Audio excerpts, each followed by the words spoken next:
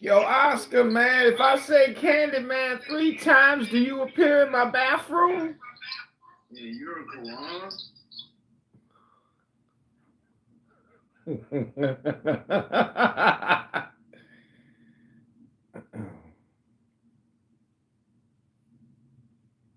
but that's not the law. They were trying to say that he was picking through the grain on Sabbath. How about, Father, just, I know you got a family or you had a family and Clubhouse has become your full-time job, but I would just like to read something from the Quran. I mean, we're in the middle of something, but you know what? Can I go for No, it? go ahead. We Finish don't get up. you all the time. Finish up. And then I got to get my Quran off my bookshelf. All right, no problem. So it's the same thing it's going to talk about in Mark, so on and so forth, right? So they're trying to put his disciples to death.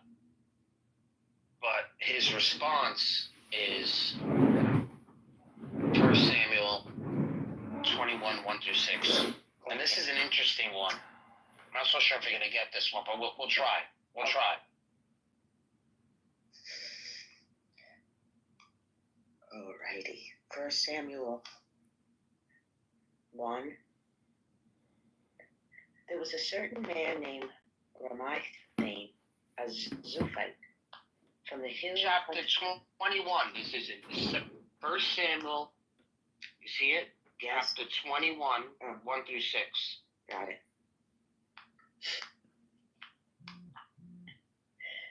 David went to Nob. Yes. The Ahimelech. Yes. Ahimelech. Melech means king in Hebrew. David went to Nob to Ahimelech the priest, and Ahimelech trembled when he met him and asked, "Why are you alone? Why is no one with you?" David answered Ahimelech the priest, "The king sent me on a mission and said to me, 'No one is to know about this mission I am sending you. As for men, I have told them to meet me at a certain place. Now then, what do you have on hand? Give me 5 loaves of bread and any fucking papers? But the priest answered, "I do not have any ordinary bread on hand. However, there is some consecrated bread here, provided the men have kept themselves from women." David replied, "Indeed, women have been kept from us as usual whenever I set out. The men's bodies are holy, even on missions that are not holy. How much more so today?" So the priest gave him consecrated bread, since there was no bread there except the bread of the presence. The bread of the presence that had been removed from before the Lord and replaced by hot bread on day it was taken away. Wow.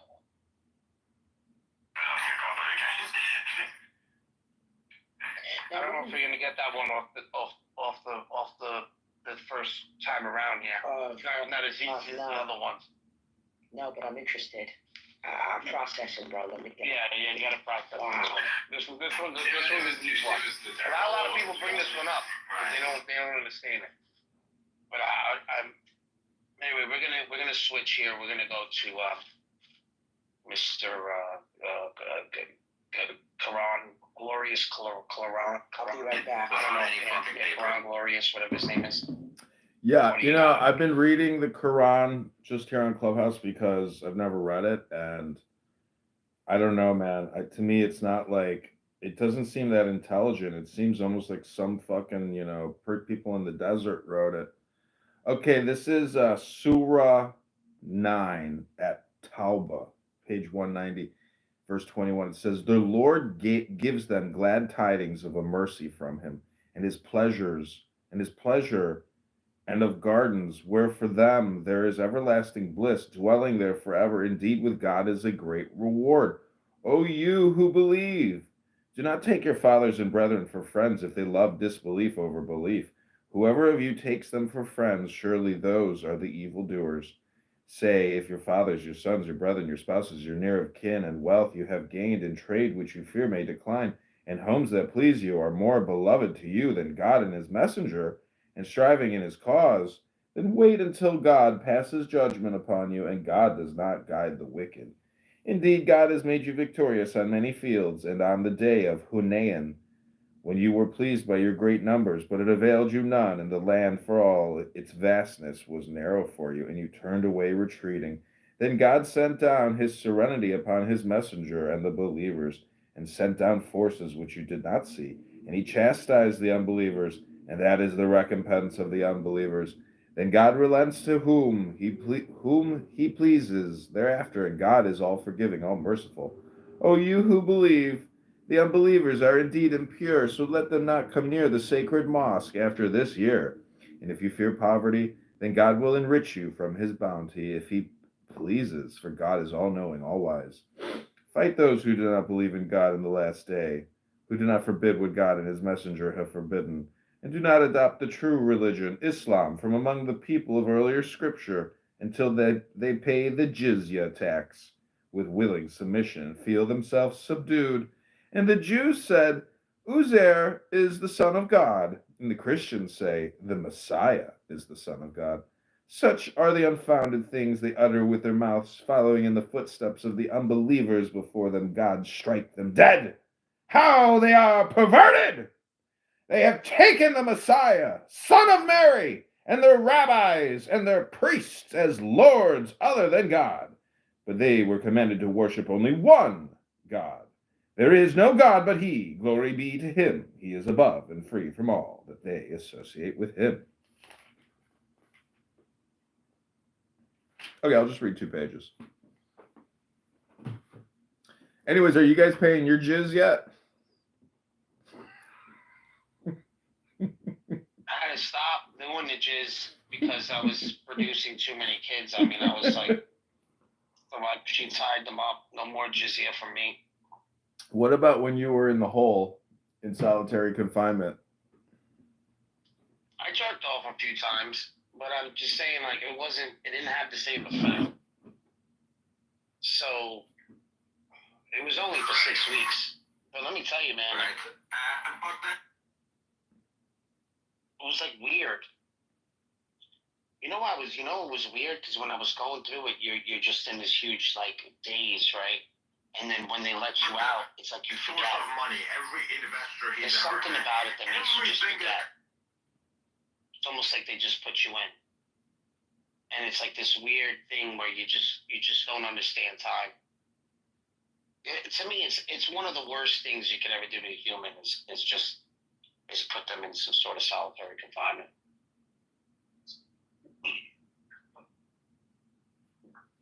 I don't know. It's kind of a double-edged sword because, like, if you're forced into confinement and you experiment with it, it's going to be horrible at certain times, but there might be also like ecstatic bliss in the void. Like if you accept the fact that you can't move, you can't, it's like I don't know, it's like submission or something, but I'm saying you can play with it in solitary, it's not going to be pleasurable 90% of the time, but like there might be a 10% ecstasy if you can, do breathing exercises, meditation, whatever. I'm sure some people who get put in solitary confinement, I'm sure nobody likes it, but I'm sure there are moments where people, come to some like revelations or something. Yeah, like planks. Planks help me. Push-ups. Just stuff that hurt. Stuff that really hurt. The planks were great. So if you hold that plank for a long time, you can really reach some sort of. But that's what I'm saying. Like that's what I felt. It could be different for everybody. You know what I'm saying? Who the fuck knows? Yeah, boy, man, I heard that. Because anytime I'm in a room in the first couple of stages, I don't even want to talk to them. I don't even want to hear them. So, Barthologist, I hear you. Barthologist, how do you feel about, or what do you think about like Islam and Christianity and Judaism, like that verse I just read, the Jews believe in something, whatever that word was, and then the Christians believe in the Messiah, and the Muslims believe in the one true God. Like, how do you rationalize Muslims and this book? Because to me, it seems like it's a knockoff, or an extenuation of the book and the information, and they're using it, for their own organization. I mean, they talked about the masses and God gave them victory. So it's like they're a military camp creating their own theology. How do you view, is it a fraud, or is it, legitimate, is as legitimate as all the other religions? It's hard to say. I mean, I I guess you can't compare each one, right? I guess if they were put together, right, all of them, they'd be the war book, they'd be the suffering book, and they'd be the book of law. I mean, like that's the only way I could look at it, right? As a cohesive sort of thing, right?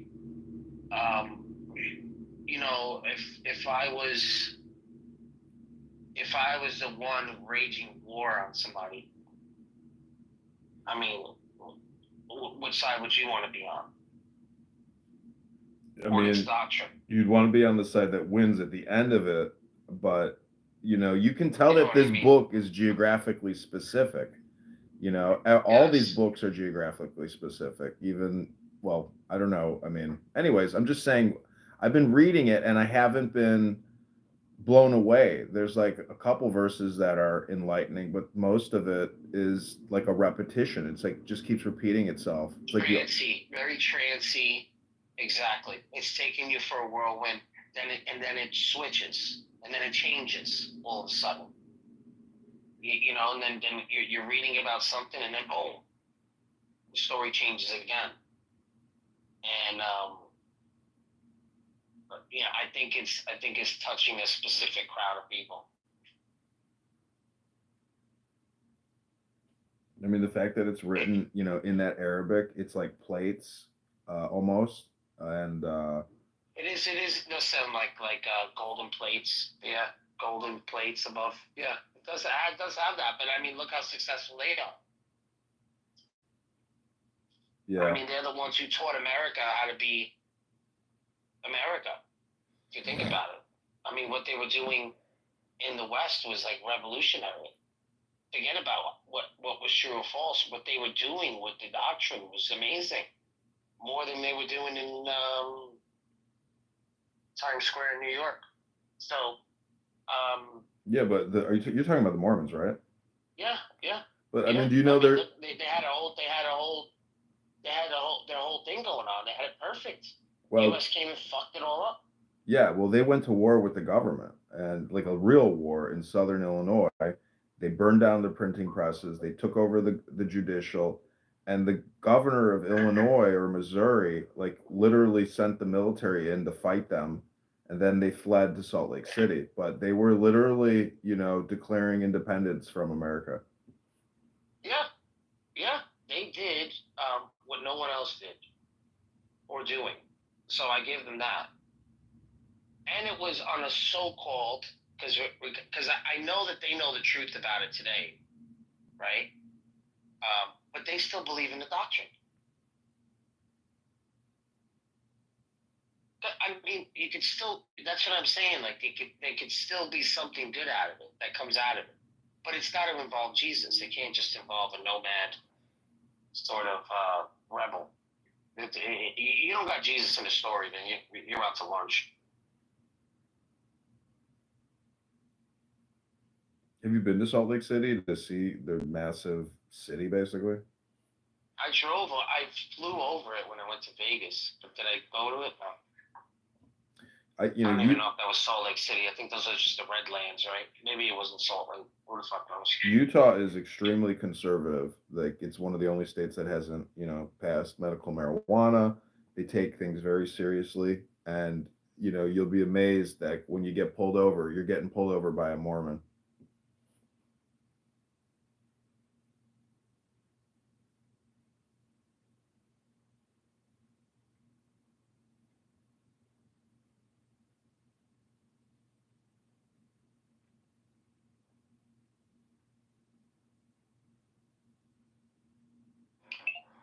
Hey, how you guys doing? I had a question. So, you guys believe in the Bible?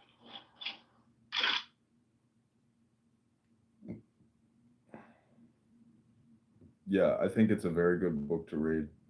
And people who criticize it on this app and think it's superstition and uh, and lies and responsible for all the death and the murder, and wars and everything. I think that those people are just really immature and uneducated, and they don't see the good news in the Bible, because there's just so much good positive information in it. It's overwhelming. I mean, it's unbelievable the richness of just the psychological Stop! richness. You're trolling, right? No, Are you?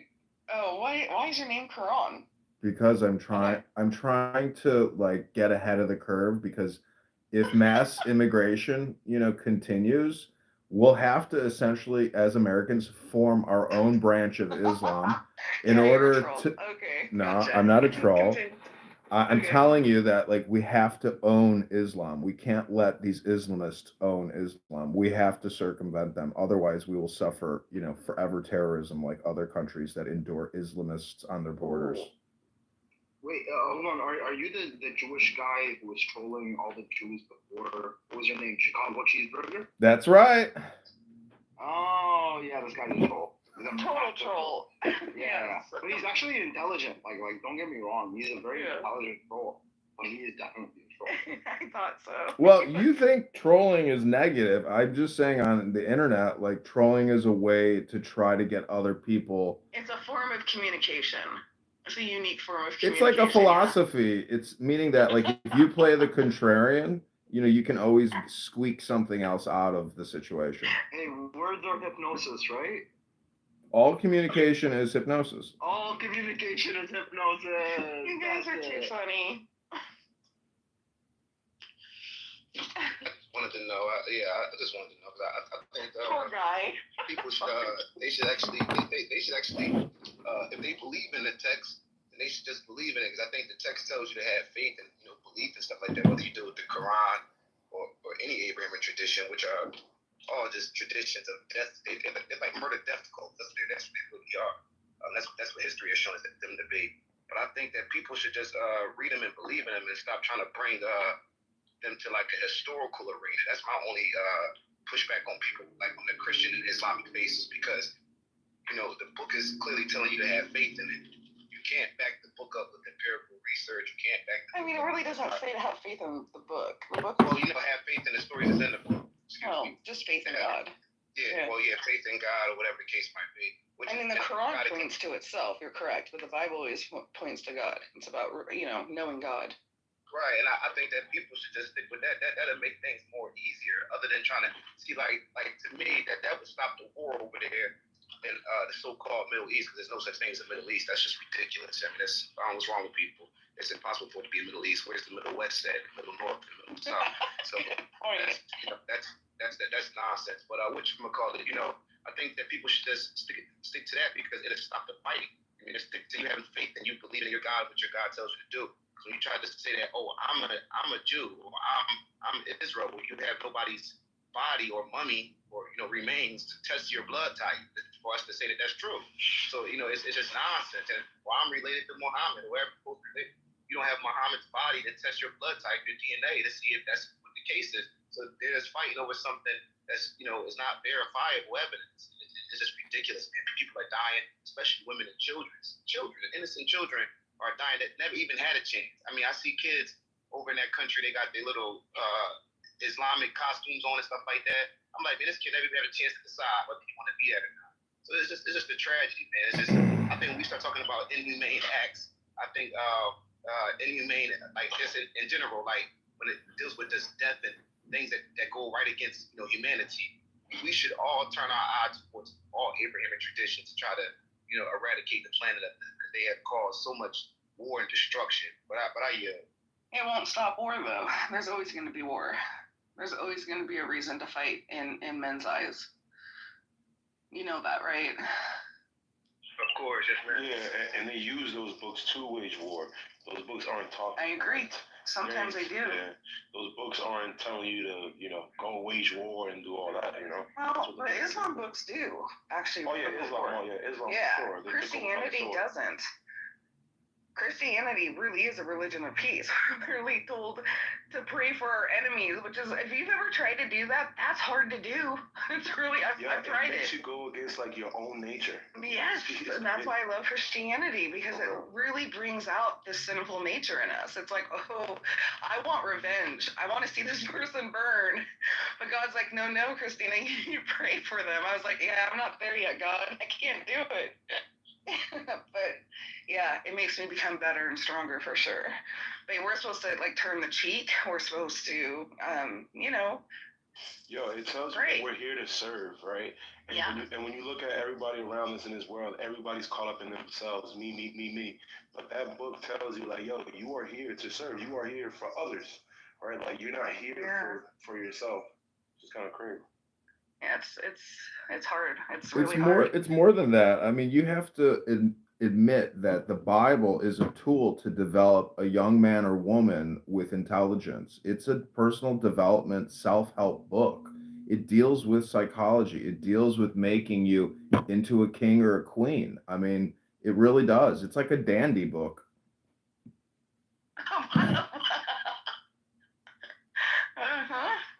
I mean, I kind of agree, yeah. I don't think I'd word it quite like that, but sure. Yeah. But I mean, I have these 3x5 cards with Bible passages on them, from Samuel, from Proverbs, from Psalms. And if you just read that out loud, you're programming yourself on very powerful wisdom and psychology. And, if you don't do that, if you're suffering or you want to have fun, try it. Go on eBay or whatever, or Amazon, and buy little 3x5 Bible passage cards and just read it that way, because you'll get the source material very quickly put into your consciousness or your subconsciousness. Mm-hmm. Well, I never thought of that. Yeah, it's like if you want the Holy Spirit, put into your, soul or into your body, and you can do it very quickly if you, chop it up.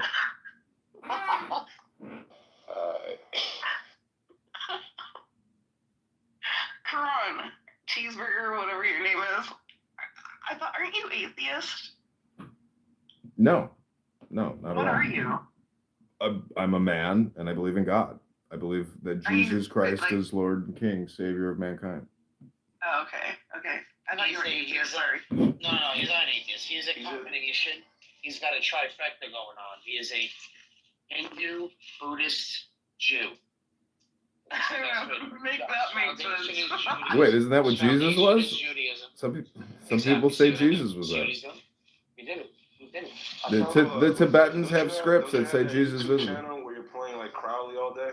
Yeah, I do study Aleister Crowley and Thalima, or his, occult sciences, which really, in many ways, it is still Christian focused, because they do reference and believe that Jesus Christ fulfilled, I guess, I don't know. Christ is so special because he went out with a bang, and he's just so special. He's there's nobody quite like Jesus.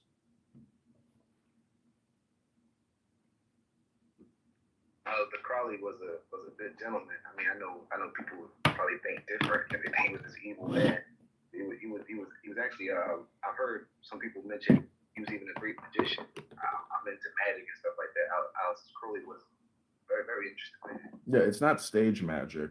It's basically natural sciences where I think it could be like schizophrenic, where you think that what you're doing is actually impacting something, but what you're really doing is just changing your attitude or beliefs. Like you said, you can use the Bible to forgive your enemies. That would be like an example of magic, where you're psychologically readjusting by doing some type of a ritual or performance to make yourself feel better about the situation, or to try to take action. The whole thing is action or doing. The expression is do what thou wilt. It's not, essentially what it's trying to say is we are not our words, we are what we do. Our actions are what truly matter.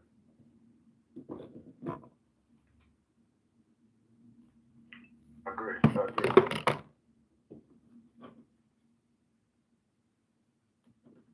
How you feel about all that butt play stuff he was into? Yeah, I don't agree with butt play stuff. But that was like a lot of the rituals that he was into and stuff, right? From what I've read, not necessarily. And there's other occultists like Israel Regardie. He was his secretary, and then he ended up living in California. This is the occult, and it's a cult. The word occult and cult.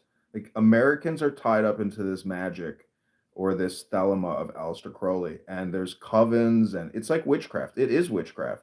And there are women that do witchcraft, and they're organized, and they think what they do is real. Now, whether it's real or not, they are affecting their psychologies and their consciousness by doing these rituals and taking action. So, I mean, you could say that Christ was a magician and that he was a Kabbalist. That's the way I kind of view Christ, um, that he was very spiritual, and that if you read Kabbalah, even when he says, I didn't come to bring peace, I came to bring a sword. The sword is an instrument of a magician. So there's just so many references to magic within the New Testament, and I get the feeling that they were, experimenting with, magical sciences at the time of Christ.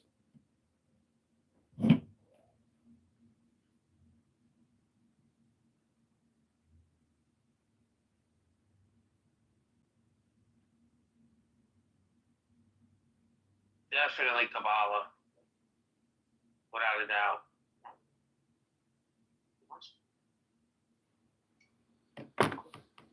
The Kabbalah deals with Ein Sof, which is the limitless light, and a lot of people who say that the light is like Lucifer or Satan, like the Freemasons. Um, that I don't know how definitive it is, in Freemasonic literature, if they believe that God is viewed as Lucifer, and then that there's a God that supersedes Lucifer, because if Lucifer is the prince or the potentate on earth, there is a superseding powerful God above that, and Satan is a component or a creation of that all-powerful God. So Christ as the Redeemer and Savior, he pulled off the greatest miracle of mankind. Like he is the greatest because he rectified the universe, meaning that he brought salvation to all the souls that have ever lived and all the souls that ever will live by essentially sacrificing himself. Um, but again, I think there's a little more to the Jesus story than just the crucifixion and the redemption. I think there's like a motif, a modality, or an example set that all men and women should try to live their lives in a Christ-like manner. So again, from a personal development and a self-help perspective, the tale of Christ can really help redeem you in your life. If you're looking for love, if you're looking for material success, health, psychology, and wisdom, like Christ can give you all four of those things in your life.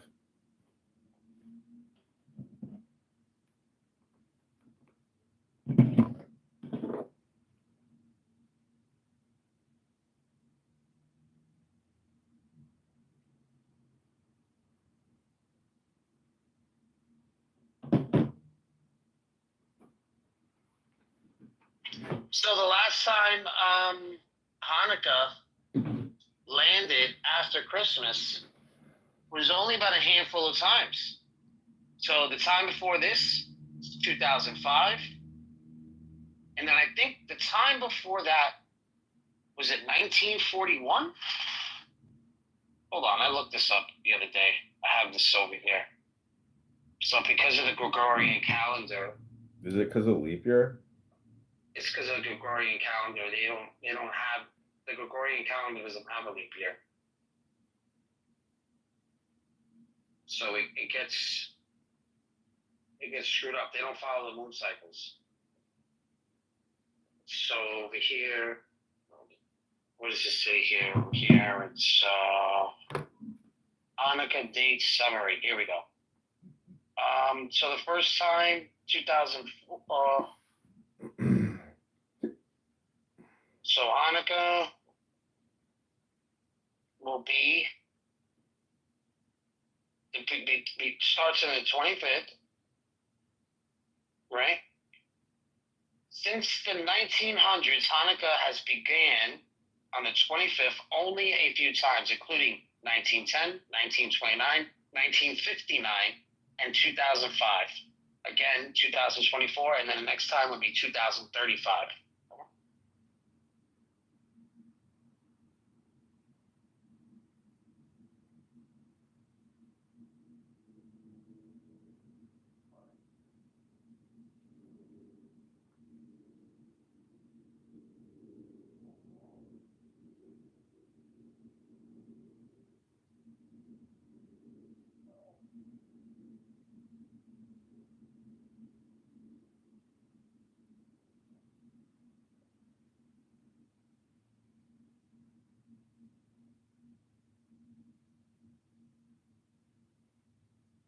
So you remember when Caesar went over to, and he stayed in Egypt for a little bit, and he started to learn actually about the stars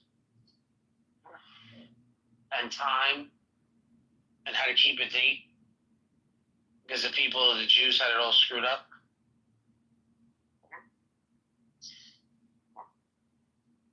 So when he came back, he's like, we got this all wrong.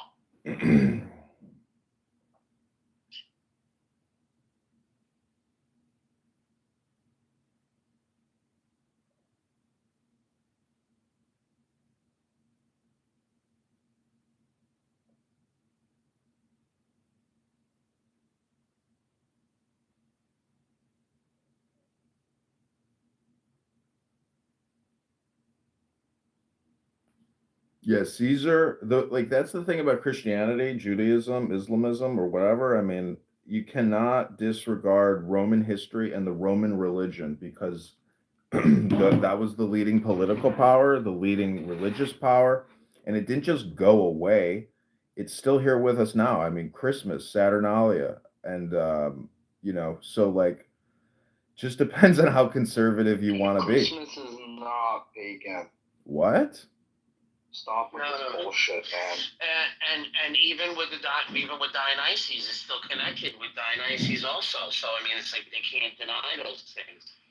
Yeah, Osiris, Isis, even the Egyptian gods, the motif of the resurrection is a common motif. So, plus, I'm just saying the Mithratic cults. Yeah. It's all, even Exactly. Easter, Ishtarte, Babylon, all this ancient mystery religion, it's present day with us, but we've just, now we're just labeling it with our English words. But the Feast of Saturn or Christmas Day, the Mass of Christ, is a Roman Reformation of their original pagan celebration.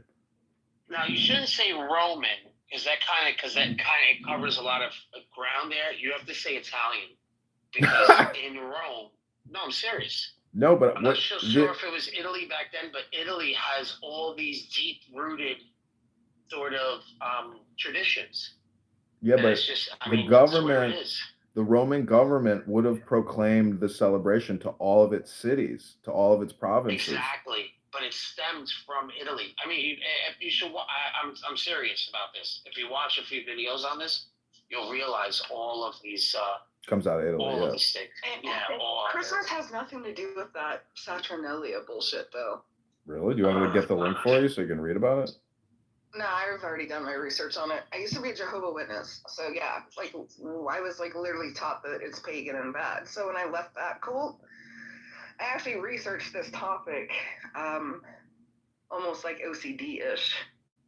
Literally started where we are today with our Christmas traditions, and I went backwards in time to Saturnalia era, trying to find the paper trail of where our traditions came from today.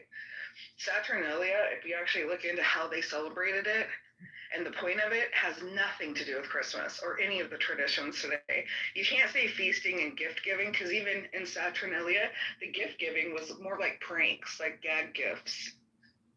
And we also have feasting and gift giving in the Bible. So God isn't against feasting and gift giving. Purim is literally like gift giving and feeding the poor and feasting. So, that's the only thing we really have in common with Saturnalia.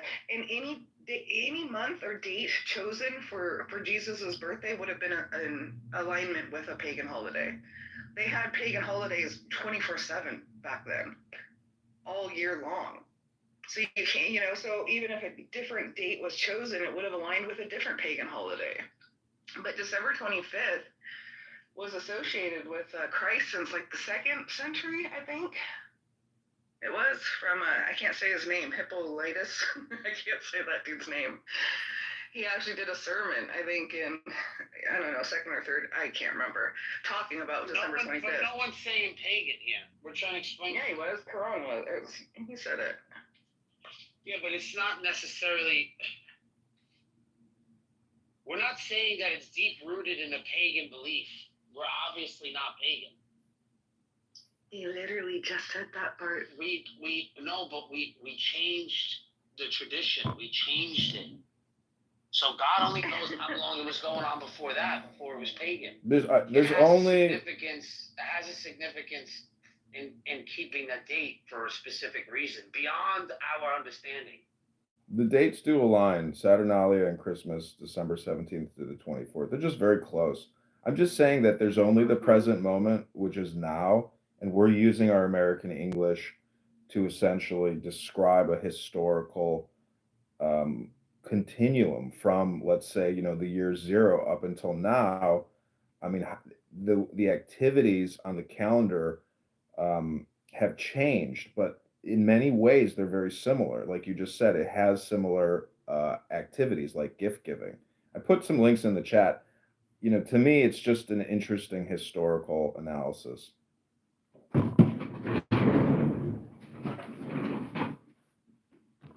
Do you feel like Saturnalia is the one that started gift giving to loved ones? I'll be right back. I got to take a break for a second. Be right back. Okay.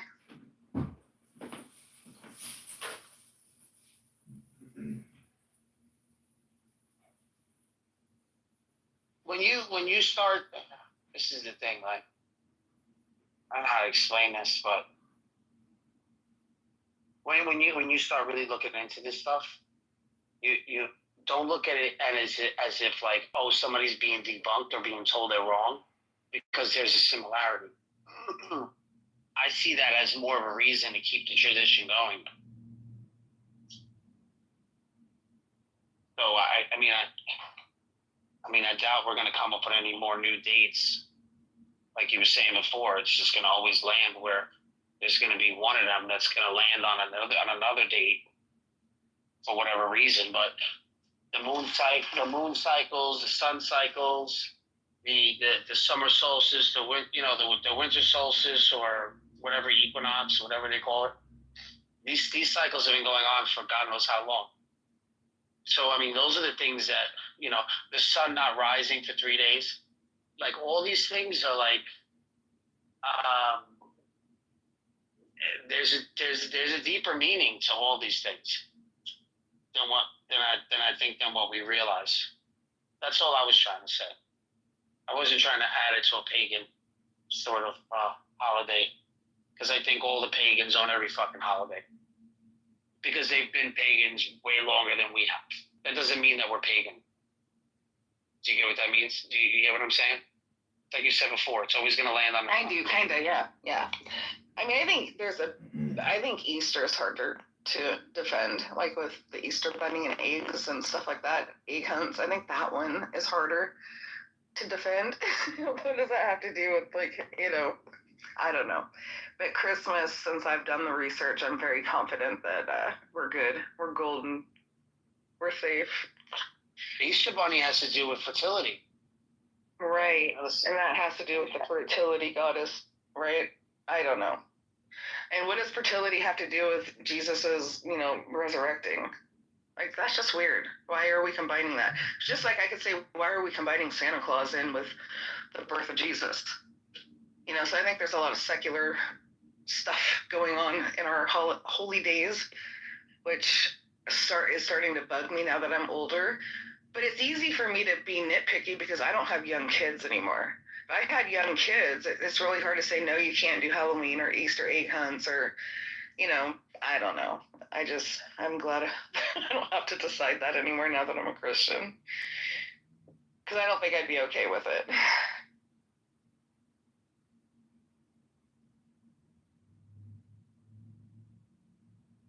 But again, this whole pagan thing, I think we're giving way too much credit to pagans. Doesn't the Bible say that everything on earth is for us to use? So, like, if we use evergreens or trees or garlands or, garland from, like, the, outside, I don't understand why that automatically, okay, well, they did this at Saturnalia and now you're doing it at Christmas, so therefore you're pagan. I mean, during the winter, there's only so much stuff that's still alive and green, too. So, of course, you're going to be using this stuff. I don't know, that's just my 2 cents.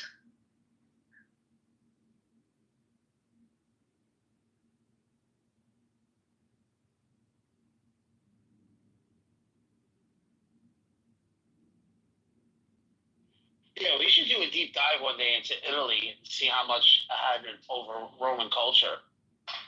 Or even Greek culture. Sort of the Italy itself. Okay, well, Saturnalia, dude, they used to go and like bow down to this, what is it, Saturn? Whatever the god, I can't remember. I have it all written in my paper, but they would untie him and like basically it was like a big orgy during Saturnalia. People would do role reversal. I mean, it's something like Christmas. There was lawlessness. It was a time to like just be wild.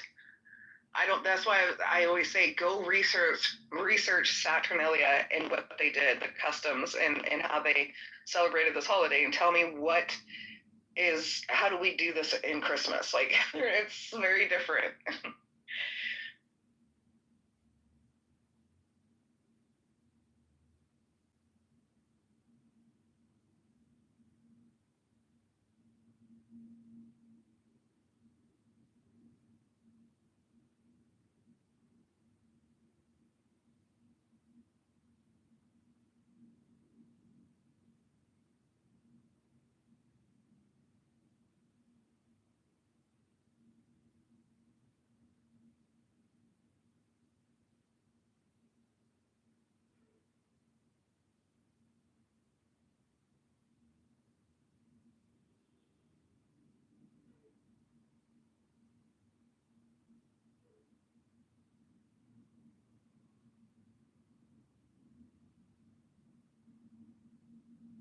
So each day of the week represented the 7 planets at one point that we thought was the case.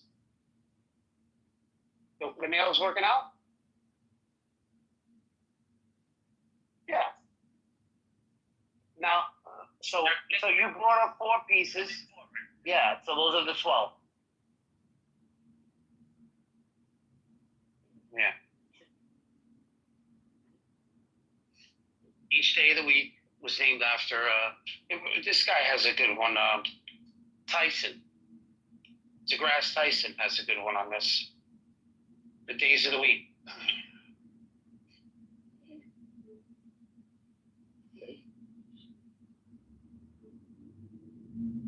It's actually pretty interesting if you look at it. I mean, you're going to stop calling Monday Monday because it's pagan? Hysterical.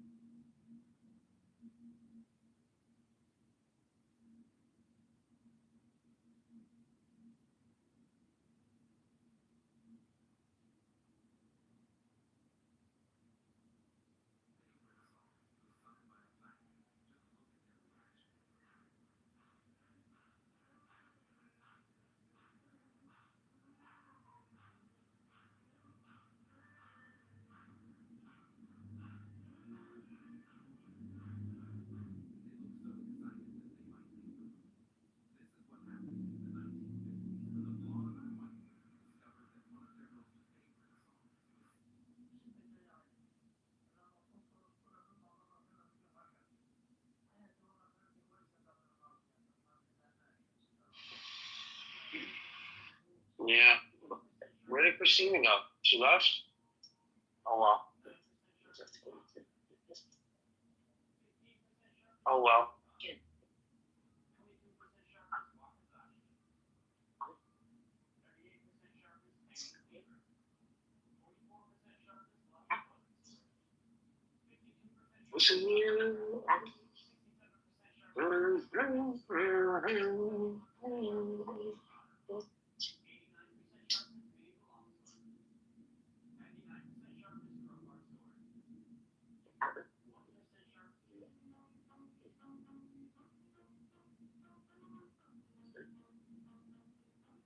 What a shitty fucking week. 11, please.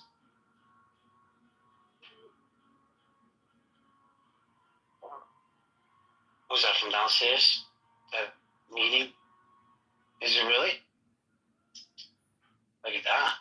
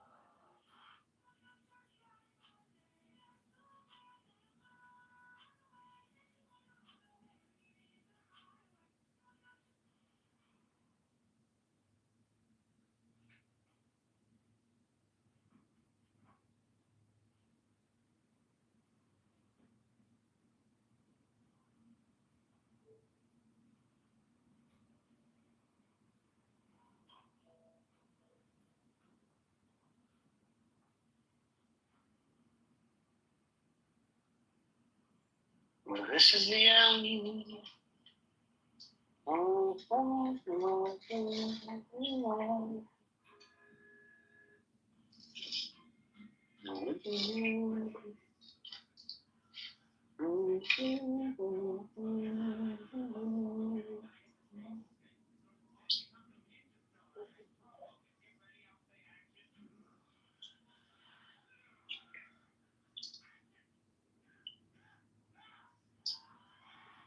You know, fucking Christians asking me, are we going to be able to sin in heaven?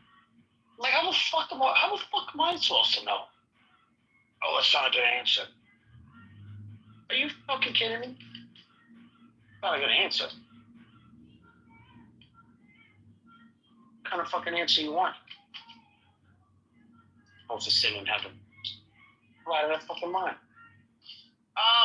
Yo, I put him up there right outside the elevator.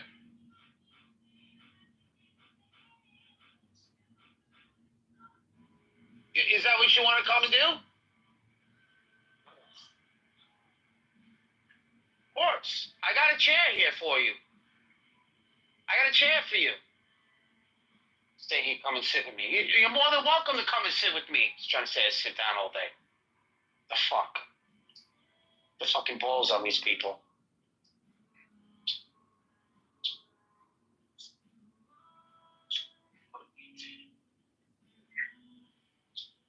Fucking balls on this guy. I'm sitting down. I'm gonna go sit down now. Fuck him.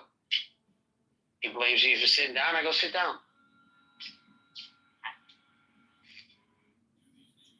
Oh, what are you doing? I'm sitting down. What do you mean you sit down? What do you mean you sit? What do you mean? What do you mean you're sitting down? You don't get paid to sit down? Oh, really? Who told you that? Who told you I don't get paid to sit down? Well, maybe they didn't tell you.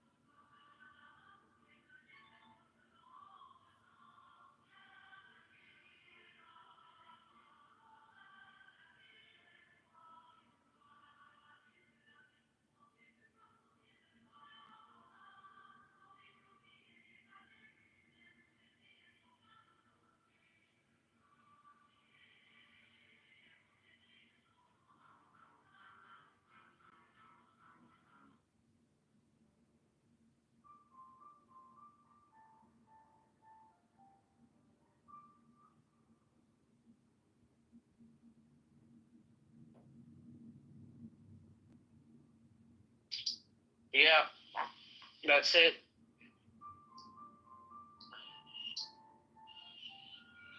So, is there another room I don't know about?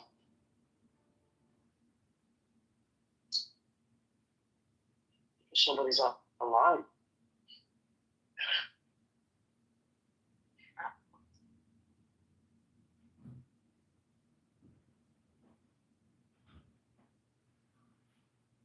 I don't know what's going on.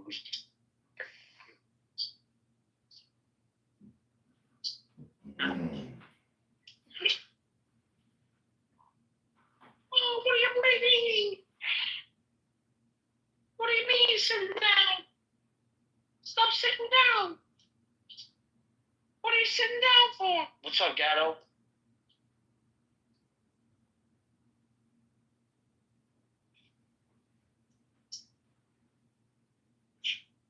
What do you mean sitting down? What's up, man?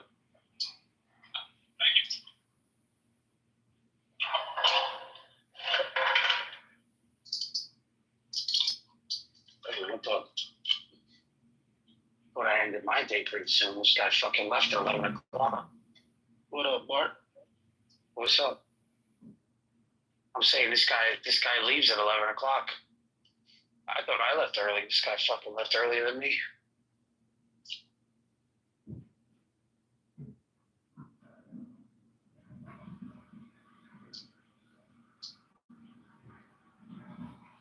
So what's up, Gatto? Chillin'. Relaxing, nothing really. What'd you get for Christmas? Nothing. Another day. Lying ass. Your mother probably got you something. You say your family's still Christian, bro. Come on, you didn't celebrate Christmas? No. You ain't got a lot to me, though. But you know what? It's all good, man. You want to pretend you're an Arab? I mean, is that your online personality? I'm cool with that. No, my family don't celebrate Christmas. Even the Christians don't. Oh, really? Really? What do they say? It's pagan? 100%. So you don't want to do nothing pagan? You don't do nothing pagan. You're making sure that, not even the way you walk can't be pagan. Like the way you dress can't be pagan. Nothing can be pagan. The car can't be pagan. The car can't be made by pagans. Oh, man. No, I mean, we all get together and eat and stuff like that. Spend time together, but as far as like Christmas trees and wreaths and all that stuff, no, we don't do that. Princess Pagan. I mean, right? Full infinite potentialities of human nature burst into bloom. 4. Juridical defense, the importance of political organization. This beneficent balance is attained, Mosca decides, at times and in peoples where it has become law, where, that is, the aggressiveness of social forces, or of the individuals who embody them, is checked. He would listen and write down stuff, so it gives the impression that he really listens to the people. And then he would say, first of all, you have 5 children. What a blessing. That's what we need in Russia. And then please stand up and give applause. No, he didn't say that. But that would be the next step. Maybe I would have done it if I was put in. And then he says, well, that is really an issue, and I understand, and we have to do something about it. And I will talk to my staff. It's all about him talking to the people who do it based on his input. That's how authoritarian leaders work. So it's all going back to him. And he would say, yes, we will do something. I promise, you should get 50% rebate of any flight tickets, period. That's how he stands. It's honest.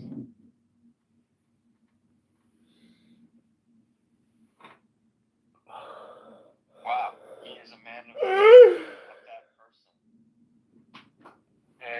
It's an art. It's an art to. It's like almost like hypnosis, or like, if you are a good psychologist, you can be very effective.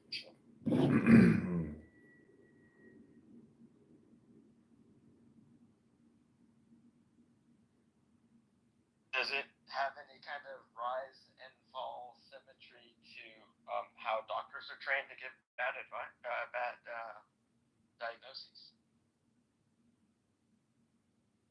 Yeah, I mean, I do think that a good communicator can turn good things into something which has some sort of good.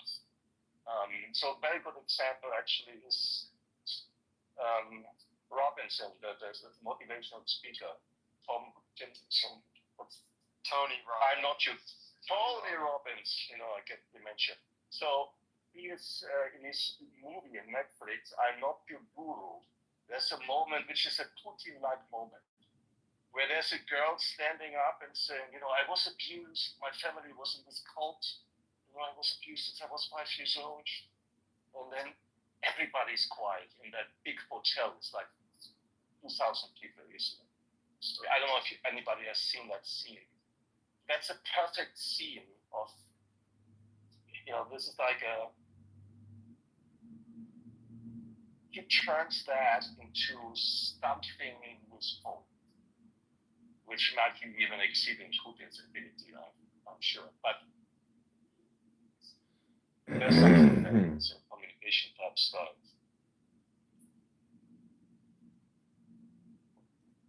There you go. I think I have a feeling what you're talking about.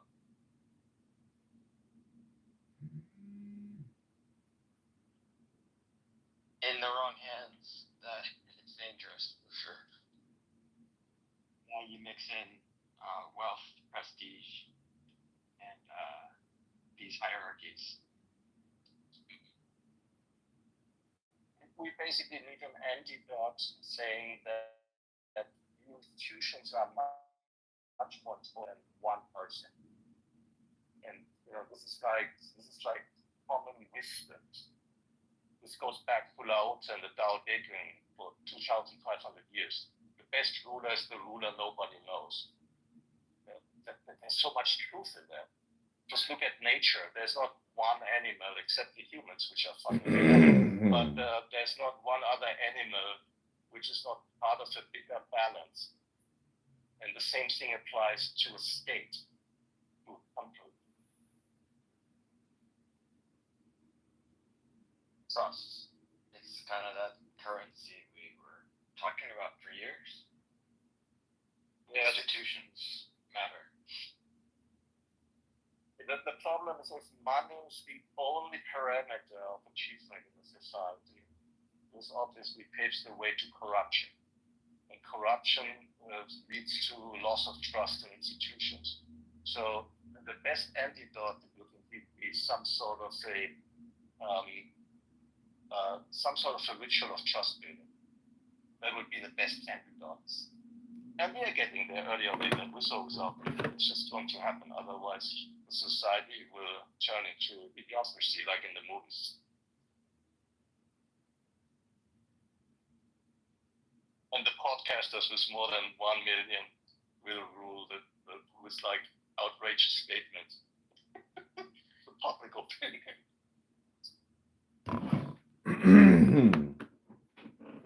Yeah, slogans, not thoughts.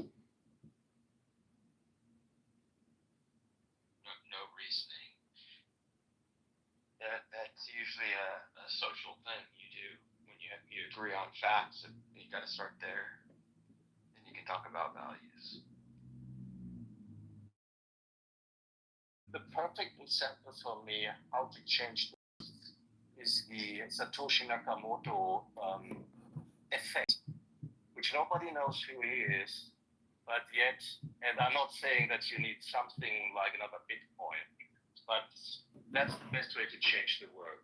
You do something like a code, a white paper, which is so viral that 10 years ago, $100 in Bitcoin now is worth 30,000.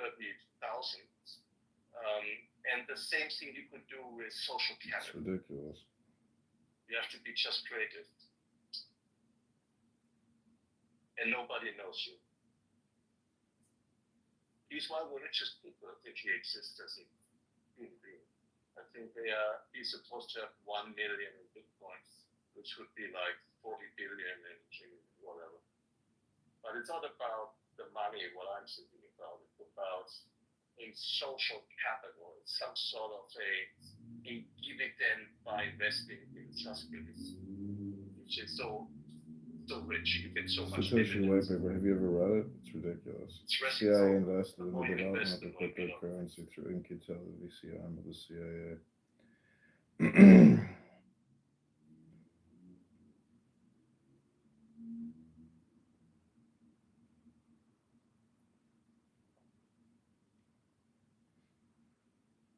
No, we deterred everybody.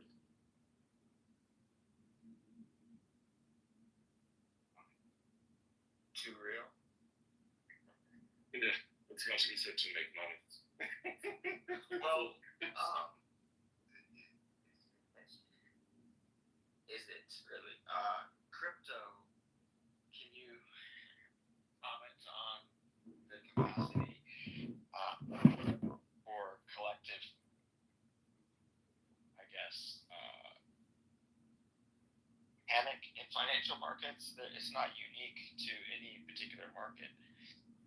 That the likelihood of people who can keep your money most effectively, and also the existence of possible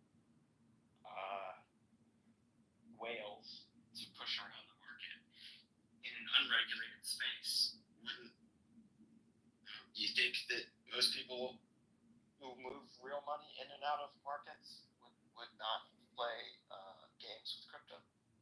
But somebody else could, and that asymmetry is exploitable. Well, that's what's happening. What's happening is that different people are moving the markets in crypto than in the traditional fiat financial markets, and that pisses off the fiat markets, and that's why they've been trying to get rid of crypto as much as they can.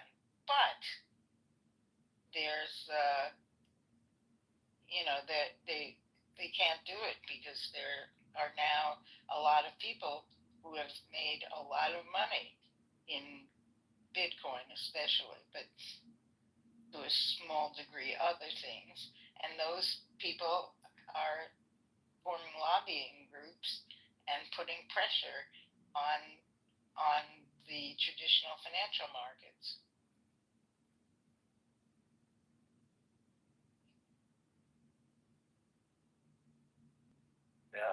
the fact that we have a reserve currency, and the fact that, the reason for that is the trust in our society. As simple as that. And when you see Chinese billionaires buying $100 million flats in New York City with a Delaware LLC, that's the testimony of it. It's like, so trust really is the ultimate oxygen for existence. Well, it's certainly the ultimate oxygen for commerce.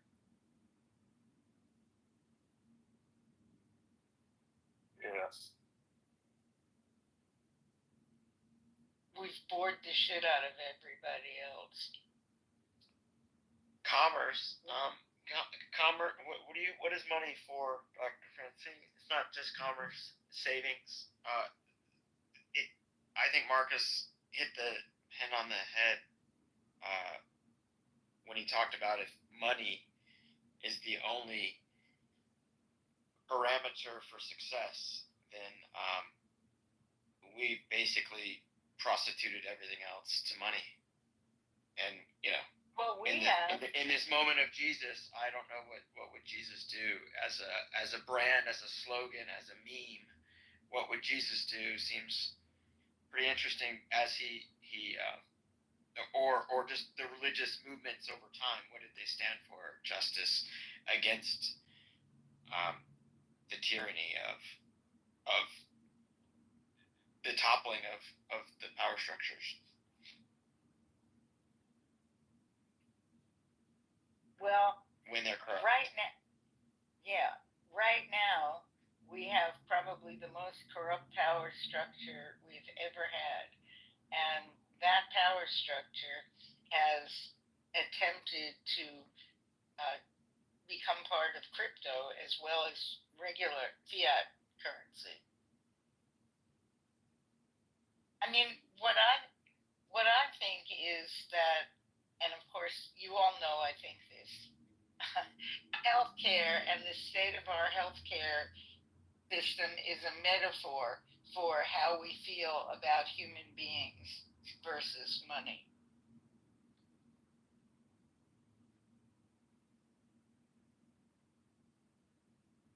No, it doesn't all come down to lawyers, David. It all comes down to, it all comes down to what you value.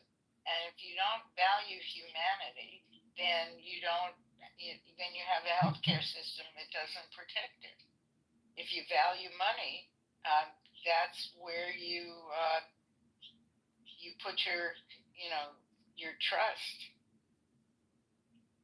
Well, trust. I think it's just a financialization of everything, and what a mismanagement of the economy to where it's been financialized at every commercial availability without concern to corporations can outlive people, and corporations never go to jail. So it is about lawyers in a capital structure sense, because if you've protected yourself early enough in the formation of this thing that has all the capital, you win. Yeah, I mean, the fact that money seems to be the ultimate equalizer of everything. You can sense, if an African American gets shot by a police guy in South Chicago, and there is some ambiguity that was, adequate, or like if it was reasonable, then there will be a lawsuit. The family gets $10 million, and that equalizes the payments. In Magdeburg, now there's a lawsuit in Germany about that guy who drove into the Christmas market because the police and the local authorities usually they put up a barricade around the Christmas markets, but they kept one part wide open for like rescue vehicles. But obviously that was after there was a bad accident like 10 years ago in Berlin, you could say, and they are going to run a lawsuit against the authorities there now, which is very American-like. I don't think that had existed probably in Germany 20 years ago that way, but there was no prosecutor in the first place, money in the first place. But so everything is being equalized by money. Obviously, there are certain things you cannot buy with money. Yeah, and once again, health. So that's why I focus on this, because I think health is a barometer. Health care is a barometer of, of how we feel about our society in general. It's interesting. Anyway, I'm in Colombia. I thought they're fancy. Yeah. I'm going to.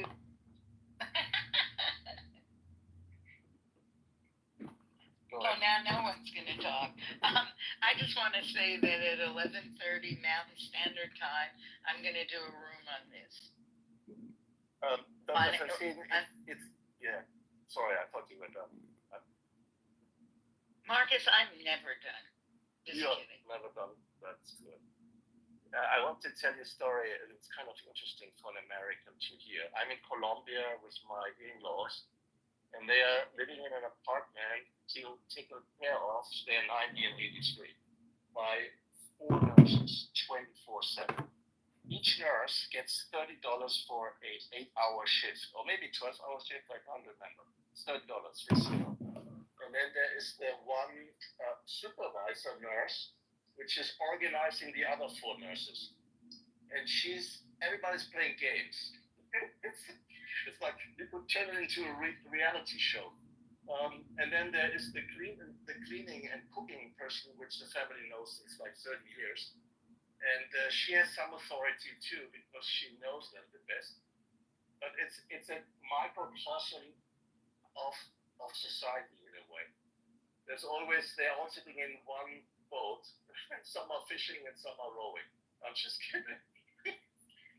Yeah. But it's I actually have a wealthy friend who has that situation around him. And I don't know if that's good or bad. But I will say that in America, we have nobody taking care of people who are 90, and that's the other end of the spectrum. And they are belonging to the non-existing middle class in Colombia, or very few middle class. So that they are not really rich, but it's possible to do that in Colombia. Steve Crone is in Colombia. Did you know that? Yeah, no, he's in Peru, I heard, in Machu Picchu. I wanted to invite him to have Christmas dinner with us.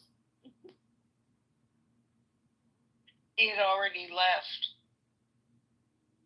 I guess, because he was down there last week. Yeah, he was in Medellin, from what I know, and Cali is like a 10-hour drive away. Yes, well, I have no idea of the geography down there because I've never been.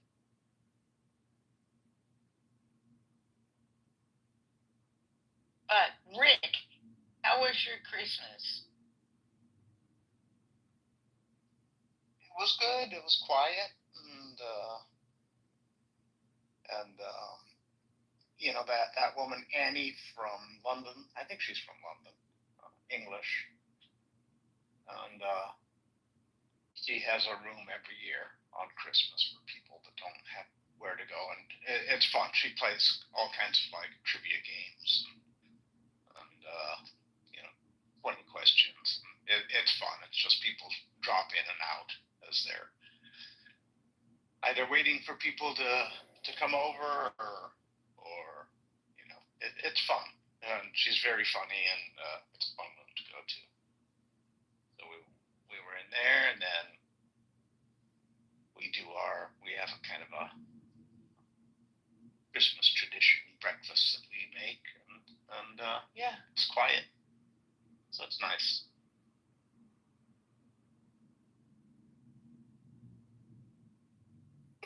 Well, we checked out all the important new restaurants in Phoenix. in the last 3 days, and I'm finished eating out for a while.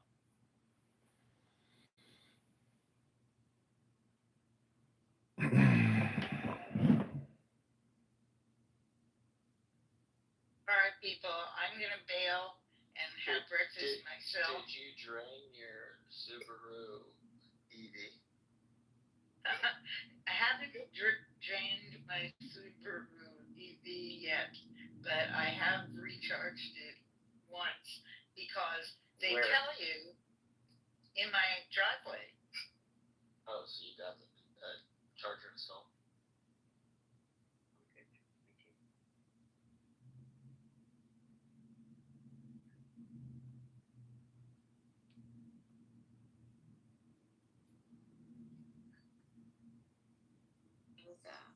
But Royal Ascot, yeah, like you are forced to wear a hat. Like you have to. They won't let you in if you're not wearing a hat. But is it a race? Well, at least women. I mean, you have to use one of these things in your hair. It doesn't have Yes, to be absolutely. a hat, but like a thing. So good to know. How they're called. I'm so confused because I was talking about horse races. Yeah, this is Royal Ascot is horse racing. Oh, so they get all decked out, like dressed up. Yeah. It's good to know. I think we already had the made jokes about the Royal Ass stuff. Royal Ascot, but this one is in June. Yeah, it's like at the beginning of summer.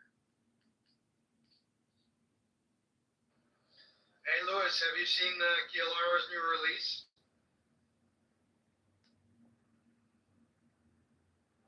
Louis? Is it out? It's finally out, Andrew? Yeah, you should have gotten an email.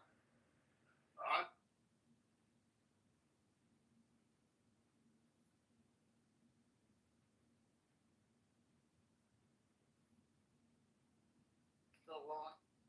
I'm lying.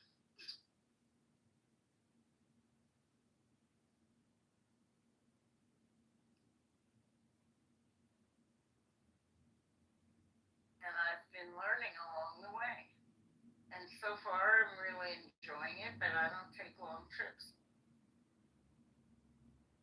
So you can make fun of me, but so far I'm doing very well. So don't deprecate in advance.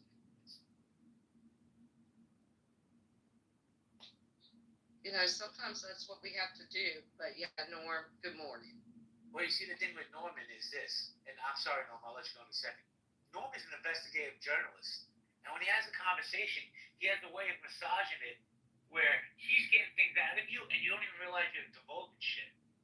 It was very, as a former street guy, to watch it, it was amazing to me. Yeah, Norm. No, I was just gonna say thank you. I'm having my first cup of coffee, but this is like the spoon is standing up in the coffee. It's thick Turkish coffee, so I'm preparing for liftoff. Fasten your seatbelts. Jay, thanks. You and Beth too. Big hug to you and thank you. I use the app to. What's that? I use the app to figure out what I think. You know, and that's a little bit like Hamlet in the play. Shout out to Shakespeare. I'm gonna go see a version of that play tonight with my kid, called Sleep No More. But in Hamlet, the main character, the Prince of Denmark, figures out how to deal with life by talking about it. And it's similar. There's a parallel between that and Freudian therapy, where you sit there and talk until you hear yourself.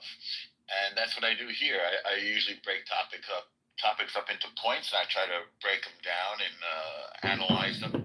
That's how I've come to understand things. This is why I could be a Democrat who was not a Trump fan, who nevertheless wants the president to succeed because he's the president of the country, and because I know he's pro my people. And it's why I can be pro-black and yet be willing to hold my black brothers and sisters to the same standards that I would hold myself to. I was also a New York City public school teacher for 10 years before I started doing investigative journalism full time. So, like Jay, I know the streets, I know the subways, I know New York, and this is the most diverse place probably on the planet, and we know how to get along with each other here. So that's where I'm coming from, and thank you for the kind words. So I'd like to say that what I've listened to now for 20 minutes, my friend Norm and my new friends who I hope I'll continue to come across in the future. I'll make notes of who you are and I'll make friends with them. With you is that this group of people, for entirely from what I've heard, is composed of open-minded, critical thinking people who, when they disagree, as I said a moment ago, do so respectfully. If you want to see an example, go to the Oxford debates in the last month or two. See Hausdorff, see others. Norm has seen all of these debates as well as myself, if any of you haven't. And you'll see the difference between intransigence, people who are so full of their inability to think clearly, which is clouded by hatred, instead of trying to go beyond that and challenge their own thinking. That's what I do, as Norm knows. I've told him many times. I challenge myself, my own thinking constantly, with an open mind to change.